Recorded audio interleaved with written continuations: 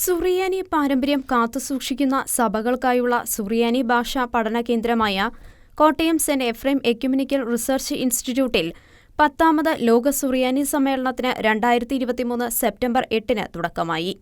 വിവിധ വിദേശ രാജ്യങ്ങളിൽ നിന്നുള്ള 40 സുറിയാനി ഭാഷാ പണ്ഡിതരും ദൈവശാസ്ത്രജ്ഞന്മാരും ഈ സമ്മേളനത്തിൽ പ്രബന്ധങ്ങൾ അവതരിപ്പിക്കും. അവർക്ക് പുറമെ ഇന്ത്യയിൽ നിന്നുള്ള സുറിയാനി ഭാഷാ പണ്ഡിതരുടെ പ്രബന്ധങ്ങളും അവതരിപ്പിക്കപ്പെടും. 1985 സെപ്റ്റംബർ 14-ന് മലങ്കര സുറിയാനി കത്തോലിക്ക സഭയുടെ തിരുവല്ല അതിഭദ്രാസനത്തിന്റെ ഉടമസ്ഥതയിൽ സുറിയാനി പാരമ്പര്യം പേറുന്ന സഭകൾക്ക് വേണ്ടി സുറിയാനി ഭാഷാ പഠനത്തിനും സഭൈക്യ പ്രവർത്തനങ്ങൾക്കുമായി സമാരംഭിച്ച സുറിയാനി പഠന കേന്ദ്രമായ സീരി 38 വർഷങ്ങൾ പിന്നിടുമ്പോൾ 10 ലോക സുറിയാനി സമ്മേളനങ്ങൾക്ക് വേദിയായെന്നത് ശ്രദ്ധേയമാണ്. നിലവിൽ മഹാത്മാഗാന്ധി യൂണിവേഴ്സിറ്റിയുടെ സുറിയാനി ഭാഷാ റിസർച്ച് സെന്ററായും റീജിയണൽ സെന്ററായും സീരി പ്രവർത്തിക്കുന്നു. 10ാമത് ലോക സുറിയാനി സമ്മേളനം Mahatma Gandhi university vice chancellor professor doctor Aravind Kumar ഉദ്ഘാടനം ചെയ്തു. സുറിയാനി ഭാഷയുടെ പരിപോഷണത്തിനും സഭകളുടെ ഐക്യത്തിനും സമൂഹത്തിന്റെ വളർച്ചയ്ക്കും സീരി ചെയ്ത സേവനങ്ങളെ അദ്ദേഹം പ്രശംസിച്ചു. ചങ്ങനാശ്ശേരി അതിരൂപത അധ്യക്ഷൻ മാർ ജോസഫ് പെരുന്തോട്ടം മെത്രാപ്പൊലീത്ത അധ്യക്ഷത വഹിച്ച സമ്മേളനത്തിൽ സീരിയുടെ പ്രസിഡന്റും തിരുവല്ല അതിഭദ്രാസനത്തിന്റെ അധ്യക്ഷനുമായ ഡോക്ടർ തോമസ് മാർ ഗുറിലോസ് മെത്രാപ്പൊലീത്ത ആമുഖ പ്രഭാഷണം നടത്തി. തിരുവനന്തപുരം സഹായ മെത്രാൻ doctor Mathews Mar Polycarpus, Mahatma Gandhi university syndicate അംഗം ഡോക്ടർ പി ഹരികൃഷ്ണൻ എന്നിവർ പ്രസംഗിച്ചു.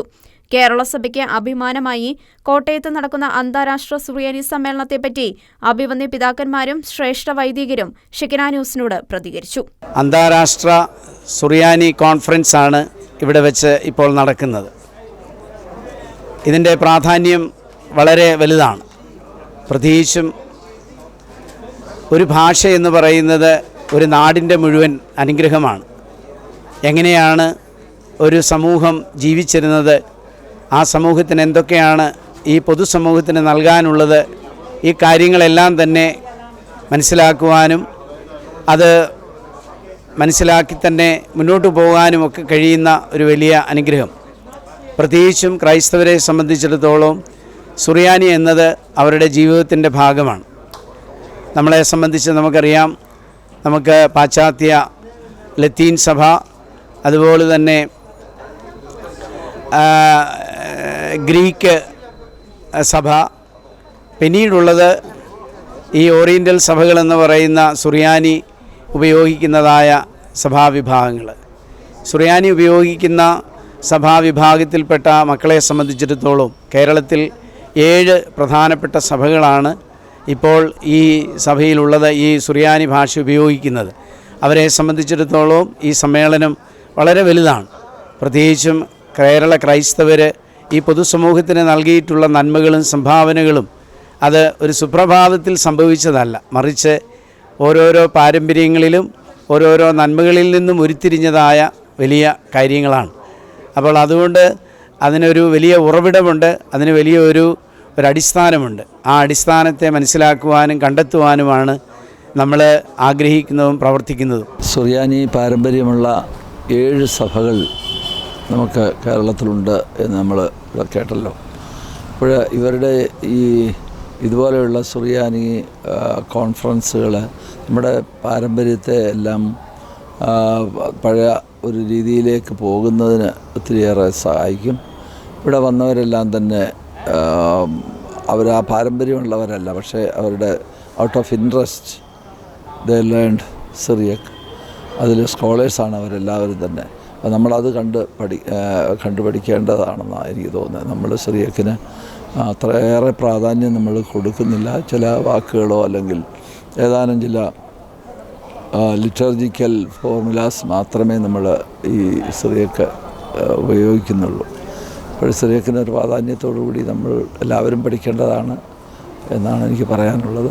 പിന്നെ ഇത് തീർച്ചയായിട്ടും നമ്മുടെ സഭാ ജീവിതത്തെ ഇതിലൊത്തിരി സഭാ വ്യത്യാസമില്ലാതെ എല്ലാവരും തന്നെ ഇതിൽ വന്ന് പങ്കെടുക്കുന്നുണ്ട്.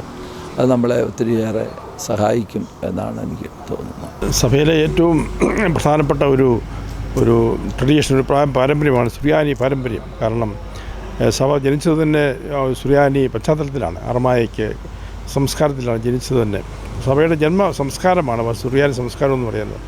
ഈശോയും ശിശുമാരും ഒക്കെ വളർന്ന് സംസാരിച്ച അതേ ഭാഷ, അങ്ങനൊരു ഭാഷയിൽ വളരുവാനും ആ ഭാഷയിൽ തന്നെ സംസാരിക്കാൻ പ്രാർത്ഥിക്കാനും ഒക്കെ ഭാഗ്യം ലഭിച്ച ഒരു പുരാതന ക്രൈസ്തവ സമൂഹമാണ് ഇന്ത്യയിൽ ജന്മം കൊണ്ടത്.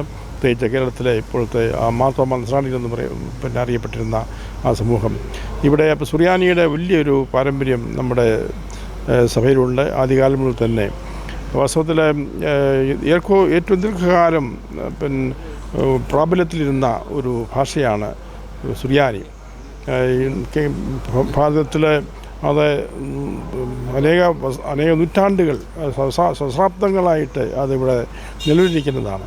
അതുകൊണ്ട് ഈ ഭാഷയുടെ ചരിത്രവും അതിൻ്റെ ആ സമ്പന്നതയും ഒക്കെ മനസ്സിലാക്കുക. ഒരു സുറിയാനി സഭകൾ ഇന്നും ജീവിക്കുന്ന ഒരു സ്ഥലമാണ്, ഒരു പ്രദേശമാണ് നമ്മുടെ രാജ്യം, നമ്മുടെ നാട്. അതുകൊണ്ട് സുറിയാനി പൈതൃകത്തിൻ്റെ സമ്പന്നതകളെല്ലാം മനസ്സിലാക്കുവാനും അത് സമാഹരിക്കുവാനും ഒക്കെ ഒരു പ്രചോദനമാണ് ഈ അന്തർദേശീയ സുറിയാനി കോൺഫറൻസ്. ലോകത്തിൻ്റെ വിവിധ ഭാഗങ്ങളിൽ നിന്ന് സുറിയാനി ഭാഷയിൽ പ്രാവീണ്യമുള്ള പ്രഗത്ഭരായ സ്കോളേഴ്സായിരിക്കുന്ന ആൾക്കാർ ഇവിടെ വരുന്നു. അവരുടെ അറിവും പാണ്ഡിത്യവുമൊക്കെ പങ്കുവയ്ക്കുന്നു. അത് നമ്മുടെ ആളുകൾക്കും നമ്മുടെ സഭയ്ക്കും തീർച്ചയായിട്ടും പ്രചോദനമാണ്. അതുകൊണ്ട് ഈ കോൺഫറൻസ്, ഈ പഠനം, ഈ ഗവേഷണം ഒക്കെ നമ്മുടെ സഭയെ കൂടുതലായിട്ട് വളർത്തുവാനും സുറിയാനി പാരമ്പര്യത്തിൻ്റെ മഹത്വവും അതിൻ്റെ അനിവാര്യതയും കൂടുതൽ മനസ്സിലാക്കുവാനും പ്രചരിപ്പിക്കുവാനൊക്കെ ഈ കോൺഫറൻസ് സഹായകരമാവുമെന്നതിന് സംശയമില്ല. ഇവിടെ ഏതാണ്ട് ഒരു 9 മില്യണോളം ആളുകളെങ്കിലും സുറിയാനി സഭകളിൽപ്പെട്ടവരാണ്. അപ്പോൾ അവരാണ് വാസ്തവത്തിൽ ഈ വിഷയം പഠിക്കേണ്ടതും.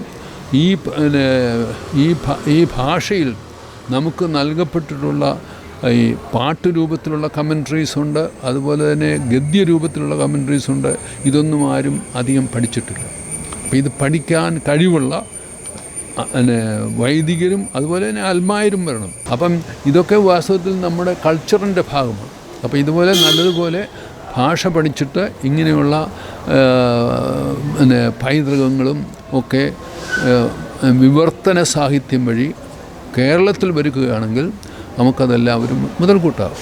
ഇത് നമ്മുടെ ഭാഷയ്ക്ക് തന്നെ ഒരു മുതൽക്കൂട്ടാണ്. അപ്പം വെറുതെ നമ്മൾ പുറകോട്ട് പോയി ഒരിച്ചിരി സുറിയാനി ചെല്ലുന്ന പോലെയല്ല. അത് നല്ലതുപോലെ മനസ്സിലാക്കി അത് നമ്മുടെ നാടിനും നമ്മുടെ ഭാഷയ്ക്കും ഒരു മുതൽക്കൂട്ടാകാവുന്ന വിധത്തിൽ പഠിക്കുന്ന കുറേ പേരെ ആവശ്യമുണ്ട്. അത് ട്രെയിനിങ് കൊടുത്ത് വളർത്താനാണ് ഈ സ്ഥാപനം സ്ഥാപിക്കപ്പെട്ടിരിക്കുന്നത്. I am French.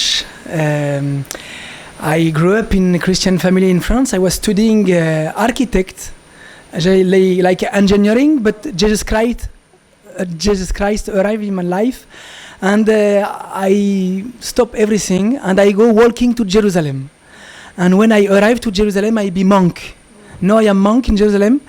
This was in 2003. Today I have 43 years, and our life of monastic life in Jerusalem is very simple. We give our soul, our body, our mind to Jesus Christ. Is life of prayer, of silence, to read the gospel, alors, more important is the contact me and God, me and the Holy Trinity.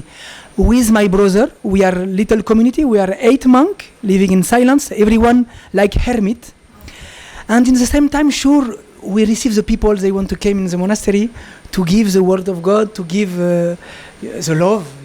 This is normal. And because I am living in Jerusalem, in Middle East, sure, I need to learn new language, and I learn about the Syriac tradition, because our liturgy in Jerusalem is like Byzantine. But in Byzantine liturgy of Jerusalem, you have many things you can see about the Oriental Church, Syriac, Coptic, and I discover the Oriental churches, and I begin to study the origin of monastic life. And monastic life don't begin in Europe, not in France, not in Rome. In Middle East, in Jerusalem, in Egypt, in Syria. Donc is why now I am here in this conference of Syriac study. I am here with many people from all the world, and I want to speak about the monastic tradition in Jerusalem. And sure, monastic tradition have roots with the Syrian language.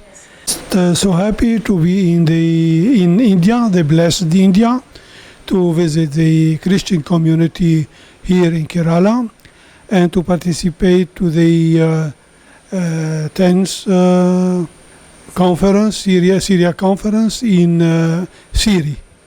And I will speak about Syriac literature, especially in the Syriac literature from the 5th century to the 19th century.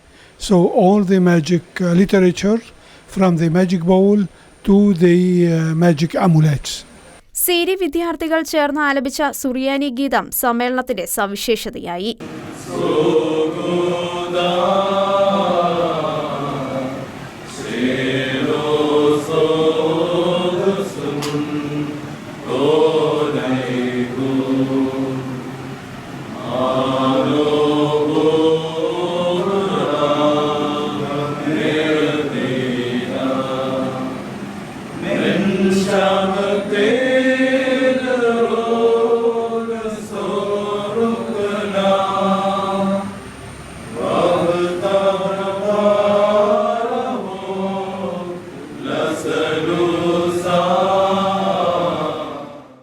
കേരളത്തിലെ സുറിയാനി പാരമ്പര്യമുള്ള Syro Malabar, Syro Malankara, Orthodox, Yakobaya, Marthoma, Kaldaya സഭകളിലെ അഭിവന്യ പിതാക്കന്മാരും വൈദികരും പ്രതിനിധികളും പങ്കെടുക്കുന്ന സുറിയാനി സമ്മേളനം സെപ്റ്റംബർ 16 സമാപിക്കും. ഷിഗ്ന ന്യൂസ്, കോട്ടയം.